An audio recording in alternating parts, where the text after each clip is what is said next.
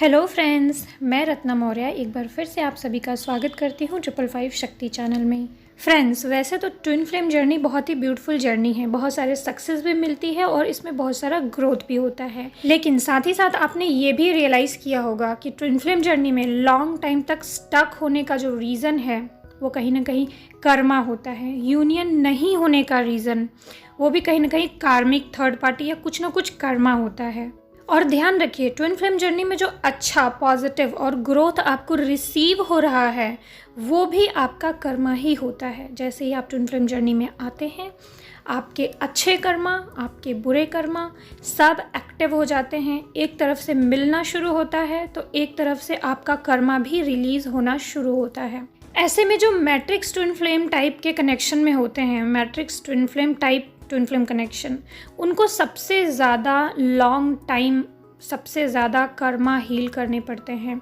या अगर हम कह लें कि मैट्रिक्स में बार बार उनके फंसने का रीज़न, उनका यूनियन नहीं होने का रीज़न उनके हैवी कर्माज होते हैं। पास्ट लाइफ कर्मा या इस लाइफ के कर्मा, या स्वयं उनके नहीं तो उनके ट्विन फ्लेम के कर्मा हैवी होते हैं। इसी वजह से एक मैट्रिक्स की तरह आप एक उलझे हुए होते हैं इस कनेक्शन में। मैट्रिक्स ट्विन फ्लेम कनेक्शन आपका है या नहीं, इसके दो मैं आपको साइन बताऊंगी। तो आप matrix type twin flame connection में हो, इसके दो साइन। साइन नंबर फर्स्ट, आपकी अवेकनिंग एक कार्मिक से होगी। एक बहुत ही ज़्यादा नार्सिस्ट पर्सन से आपकी अवेकनिंग हो सकती है और आप उसको ट्विन फ्लेम मान के आगे बढ़ोगे, लेकिन बहुत सारा हीलिंग करने के बाद आपको पता चल सकता है कि वो आपका कार्मिक है। उसके बाद हो सकता है कि आपको फिर से कोई पर्सन आपकी लाइफ में आए, आपको पता चले कि नहीं वो आपका ट्विन फ्लेम है। फिर से आप उसके लिए बहुत सारा हीलिंग करो और फिर आपको पता चले कि नहीं ये आपका ट्विन नहीं, ये कार्मिक है। और फिर से आपकी लाइफ में फिर तीसरा, फिर चौथा, ये एक मैट्रिक्स की तरह है। आप ये समझ ही नहीं पाएंगे कि आपका ट्विन कौन है। आपको ये पता रहेगा कि आप ट्विन फ्लेम जर्नी में हैं, लेकिन बार बार आप एक कार्मिक को ही अट्रैक्ट करेंगे क्योंकि आपका बहुत हैवी कर्मा है और वो सारे कर्माज रिलीज होने हैं। इसीलिए बार बार आपकी अवेकनिंग कार्मिक से हो रही है।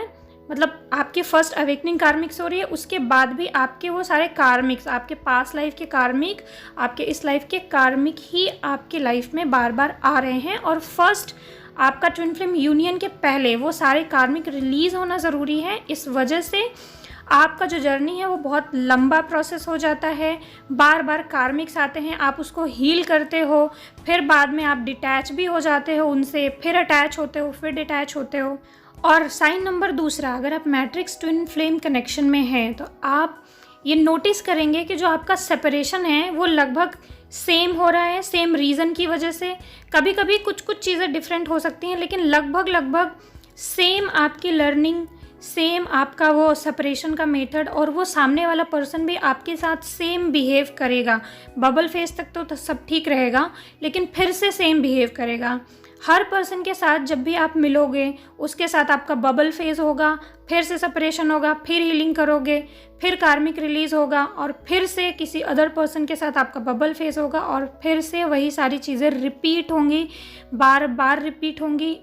आपको आपकी क्या लर्निंग है समझ नहीं आएगी। आप कर्मा में एक तरीके से समझेंगे कि आपका कर्मा रिलीज़ हो रहा है, लेकिन कैसे आप इससे बाहर निकले ये नहीं समझ में आएगा। आप थक सकते हैं, हार सकते हैं। ये जो टाइप का कनेक्शन है इसको मैट्रिक्स ट्विन फ्लेम कनेक्शन कहते हैं। इसमें सेम चीज़ें बार बार रिपीट होंगी। सेम ट्विन फ्लेम जर्नी में आप हैं, आपको पता रहेगा, लेकिन इससे कैसे बाहर निकले, आपका यूनियन नहीं हो रहा होगा, आप एक ही जगह पे स्टक होंगे। बार बार आपके सामने कार्मिक ही आएंगे, बार बार आपको पता लगेगा कि ये कार्मिक है या ये सोलमेट है या फिर ये ट्विन फ्लेम है, ऐसा फील होगा आपको, लेकिन वो सारे आपके कार्मिक रहेंगे। और एक और मैट्रिक्स ट्विन फ्लेम के बारे में एक और चीज़ आपको बता देना चाहती हूँ। मैट्रिक्स ट्विन फ्लेम कनेक्शन में ऐसा कुछ भी ज़रूरी नहीं है कि आपका पार्टनर बहुत आपके साथ बुरा बिहेव करेगा, कार्मिक बिहेव करेगा, नार्सिस बिहेव करेगा, ऐसा ज़रूरी नहीं है। बस आपको ये देखना है कि पैटर्न क्या रिपीट हो रहा है।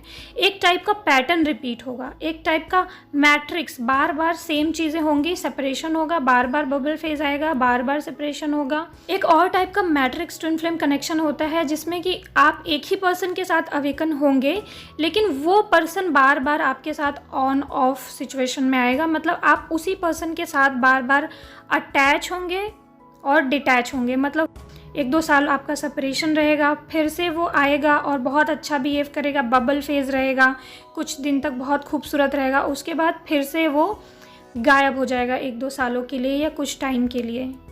अब आपकी ट्विन फ्लेम जर्नी मैट्रिक्स है या नहीं, ये वाला कनेक्शन बहुत रेयर होता है वैसे, लेकिन आपको सिर्फ इसमें एक ही चीज़ समझना है कि जैसे कि वो आ गए, बबल फेज़ होने लग गया, तो कुछ लोग सोचते हैं उनका यूनियन हो गया।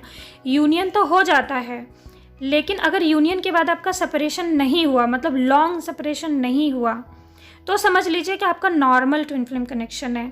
लेकिन अगर बहुत सारा आपने इनर वर्क किया और आपके पार्टनर के साथ आपका यूनियन हुआ, वो आए और सब कुछ अच्छा चलने लगा बबल फेस की तरह, और फिर से अगर वो 6 महीने, 7 महीने, 1 साल, 2 साल के लिए फिर से बिल्कुल गायब हो जाए, बिल्कुल आपका डिसरिस्पेक्ट करने लगे, बिल्कुल बुरा बिहेव करने लगे, फिर से वही सारा कुछ स्टार्टिंग से शुरू हो जाए, स्टार्टिंग से आपके अंदर वही इश्यूज़ क्रिएट हो जाए, स्टार्टिंग से आपको आपके पार्टनर के अंदर वो सारे इश्यूज़ दिखना शुरू हो जाएं, फिर से वही एक चीज़ चलने लगे, मैट्रिक्स चलने लग जाए, फिर से वही सारा कुछ स्टार्ट हो जाए, तो समझ लीजिए कि आपका मैट्रिक्स है कनेक्शन। बट अगर फिर से वही चीज़ स्टार्ट नहीं हो रहा है, हीलिंग के बाद वो आ गए हैं और अब वो बुरा बिहेव नहीं कर रहे हैं, ग्रोथ हो रहा है, पॉजिटिव हैं आप दोनों, एक दूसरे का सपोर्ट कर रहे हैं, सेपरेशन भी आ रहा है तो थोड़ा मोड़ा सेपरेशन आ रहा है, लेकिन लॉन्ग सेपरेशन नहीं आ रहा है, तो आपका फिर नॉर्मल है, नॉर्मल ट्विन फ्लेम कनेक्शन। चलिए, होप कि सभी को समझ में आ गया होगा कि matrix twin flame connection really में कैसा होता है। अब पहले क्या बताया गया है क्या नहीं, ये मुझे नहीं पता, बट अभी के रिसर्च के अनुसार, इतने टाइम के रिसर्च के अनुसार, मैट्रिक्स ट्विन फ्लेम टाइप के कनेक्शन के यही साइन मिले हैं कि इस तरीके के अगर आप चीज़ों में हैं, ऐसा हो रहा है, तो आप मैट्रिक्स ट्विन फ्लेम कनेक्शन में हैं और आपके या आपके पार्टनर के कोई हैवी कर्मास है, इसकी वजह से यूनियन नहीं हो पा रहा है, या यूनियन में थर्ड पार्टी बार बार आ रही है, या किसी न किसी कार्मिक साइकिल की वजह से कोई पैटर्न रिपीट हो रहा है। अब इस टाइप के कनेक्शन से बाहर निकलने के लिए, इस टाइप के मैट्रिक्स को सॉल्व करके अपना यूनियन अचीव करने के लिए ध्यान दीजिए आपको क्या करने की ज़रूरत है। समझ तो आप गए होंगे कि सबसे ज़्यादा हमें कर्मा रिलीज़ करने की ही ज़रूरत है, जो जो आपके कार्मिक हैं उनको रिलीज़ करने की ज़रूरत है, लेकिन पता तो आपको हो जाता है कि ज़रूरत है, लेकिन करेंगे कैसे? क्वेश्चन तो यहीं आके फंसता है, राइट?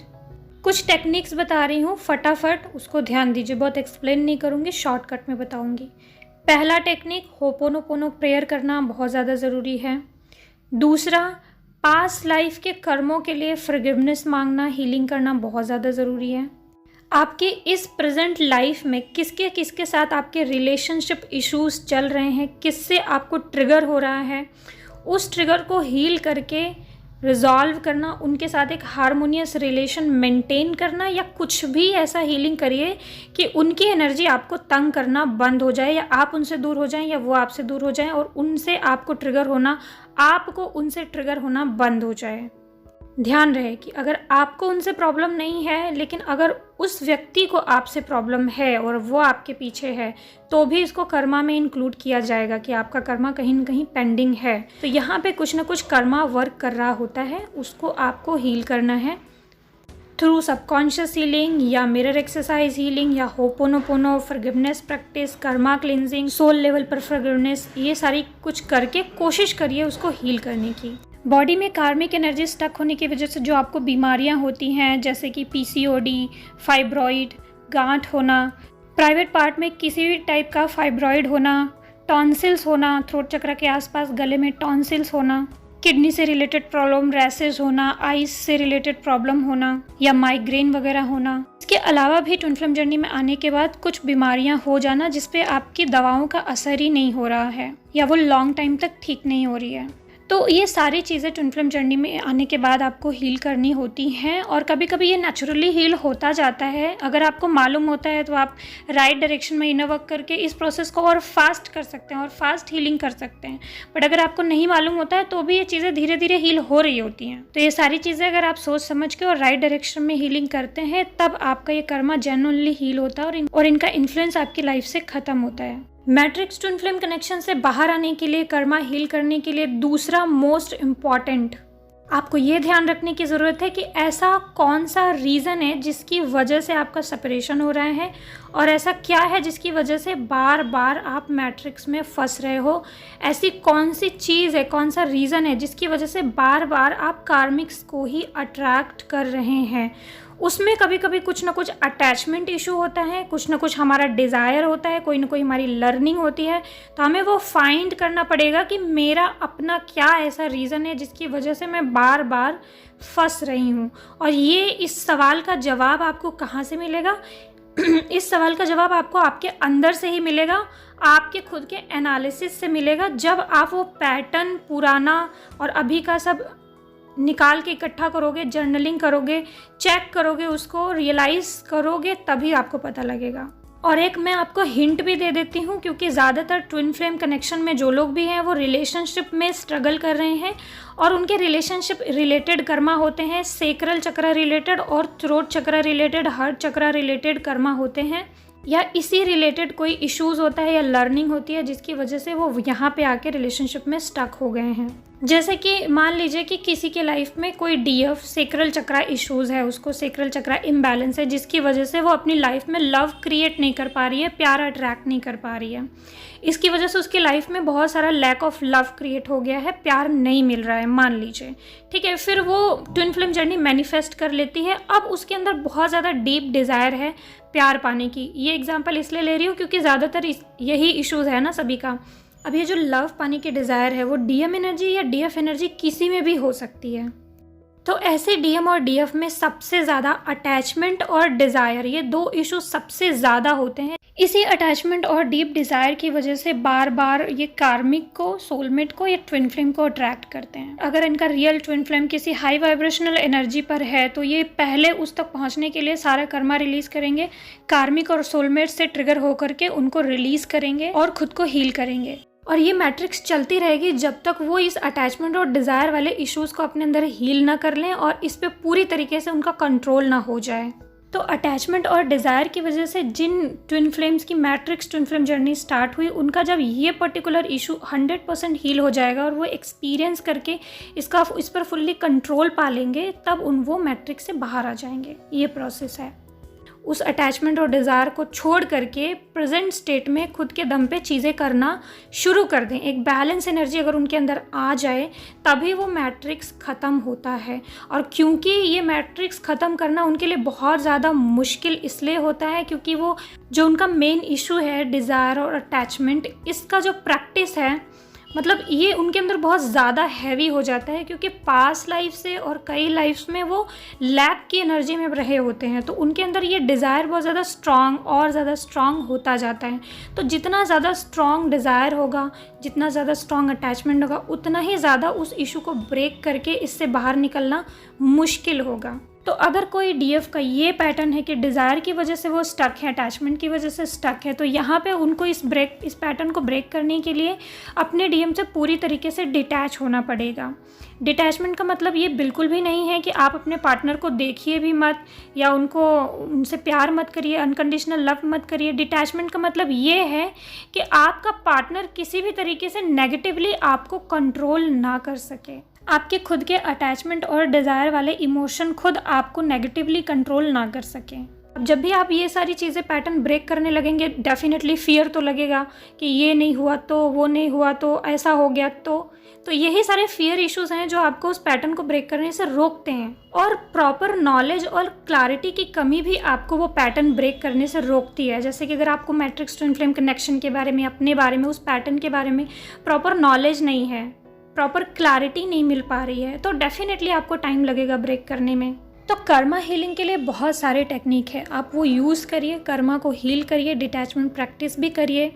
रेकी से भी कर्मा हीलिंग होता है, कार्मिक रेकी का यूज़ करके कर्मा हीलिंग आप कर सकते हैं। सबकॉन्शियस का यूज़ करके अपने दिमाग के अंदर जो आपके पैटर्न है, फियर इश्यूज़ हैं, अटैचमेंट डिज़ायर इश्यूज़ है, उसको ब्रेक कर सकते हैं। उसको हील करके आप इस पैटर्न को ब्रेक करने में डेफिनेटली हेल्प मिलेगी। साथ में आपको प्रेजेंट लाइफ कर्मा भी हील करना पड़ेगा। प्रेजेंट लाइफ में भी जो आपके इश्यूज़ हैं, जो लोग मिरर कर रहे हैं, वो भी आपको हील करना पड़ेगा, वो कर्मा भी आपको फिनिश करना पड़ेगा। और पास्ट लाइफ कर्मा आपको नहीं पता है, लेकिन पास्ट लाइफ कर्मा भी सरफेस होता है। प्रॉपर तरीके से अंडरस्टैंड कर रहे हो, हीलिंग कर रहे हो, तो पास्ट लाइफ कर्मा भी सरफेस पे आते हैं और वो हील होता है। जो बीच बीच में मैंने सारा बताया आपको मेथड, वो मेथड आप नोट डाउन करके रखिएगा और हीलिंग कीजिएगा अपने सारे कर्मा। और अगर आपको मैट्रिक्स ट्विन फ्लेम कनेक्शन है तो डेफिनेटली आज के बाद आप अपने कर्मा हीलिंग पे ज़्यादा फोकस करिएगा इनर वर्क के साथ। जिन लोगों ने रेकी हीलिंग सीखी है और उसमें उन्होंने कार्मिक रेकी सीखी है अगर, तो आप कार्मिक रेकी से भी बहुत ज़्यादा डीप लेवल पे अपनी हीलिंग कर सकते हैं।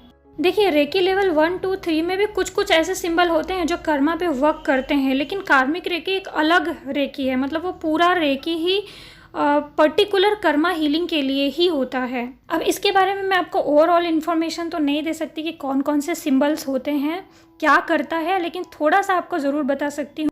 यहाँ पे स्क्रीन पे शो हो रहा है, आप लोग देख लीजिए। इसमें इमोशनल बटरफ्लाई सिंबल यूज़ होता है इश्यूज़ और बाकी सारी चीज़ों को सरफेस पे लाने के लिए, पैटर्न को सरफेस पे लाने के लिए। फिर उसी पैटर्न को काटने के लिए कार्मिक रेकी सिंबल ट्वाइस्ड ग्रेस यूज़ होता है। फिर उसको वेपोराइज करने के लिए, ब्लॉकेज को रिलीज़ करने के लिए मीकू 2 सिंबल यूज़ होता है। फिर उसके शैडो को भी रिलीज़ कर देता है मीतू न्यो सिंबल। ये पूरा सारा सिंबल एक साथ यूज़ होता है।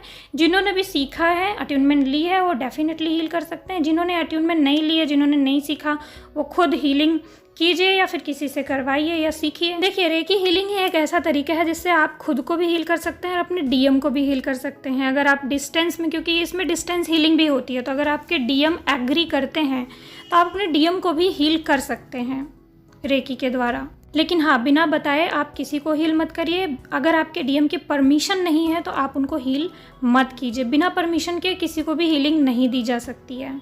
तो ओके फ्रेंड्स, ये तो थी आपके लिए गाइडेंस कि आप कैसे अपने मैट्रिक्स ट्विन फ्लेम कनेक्शन से कर्मा हील करके बाहर आ सकते हैं। तो ओके फ्रेंड्स, आप खुद के लेवल पे जो भी कर सकते हैं वो आप हीलिंग कीजिएगा, जो भी आपसे हो सके। और अगर आप मेरी हेल्प चाहते हैं तो इस महीने 11 तारीख से कर्मा हीलिंग की क्लास भी स्टार्ट होने जा रही है, जिसमें रेकी हीलिंग का यूज़ किया जाएगा। कार्मिक रेकी क्लासेस में जो भी इनर वर्क कराए जाते हैं वो कहीं ना कहीं ट्विन फ्लेम जर्नी के लिए, हीलिंग के लिए बहुत ज़्यादा ज़रूरी होते हैं।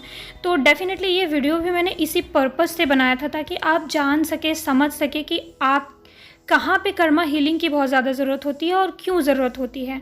और साथ ही साथ मैट्रिक्स टाइप के जो ट्विन फ्लेम कनेक्शन में उनको तो बहुत ज़्यादा ज़रूरत होती है। अगर आप मेरी बात पे विश्वास ना भी करें तो आप खुद ये एनालाइज करने की कोशिश कीजिएगा। आपको समझ में आएगा कि जो सारी बातें मैंने बताई वो कहीं ना कहीं बहुत ज़्यादा ट्रू है।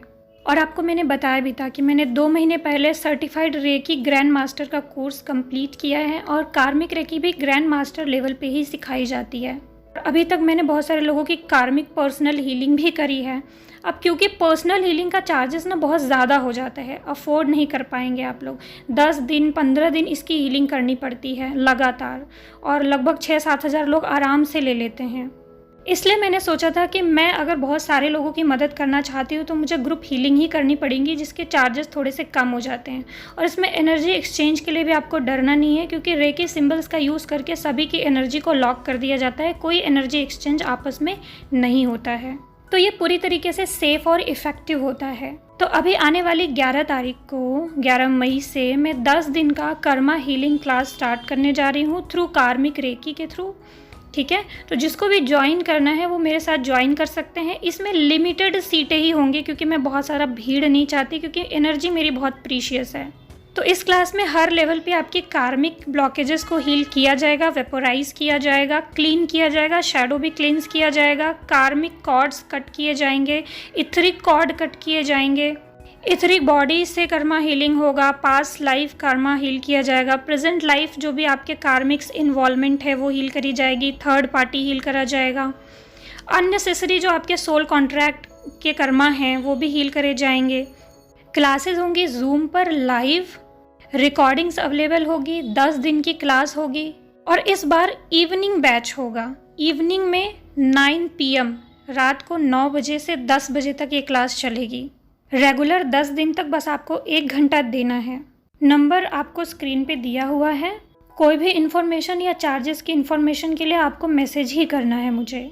और हाँ, एक और बात, आपको आपके ट्विन फ्लेम जर्नी में क्या कार्मिक पैटर्न रिपीट होते हुए दिख रहा है, क्या कर्मा है, ये लिखिएगा ज़रूर, जिससे कि और लोगों को हेल्प हो सके अपना पैटर्न पहचानने में और फिर उसको हील करने में। ओके फ्रेंड्स, तो होप कि इस वीडियो से आपकी हेल्प हुई हो। Thank you so much. God bless you all friends. ओम नमः शिवाय। ओम साई।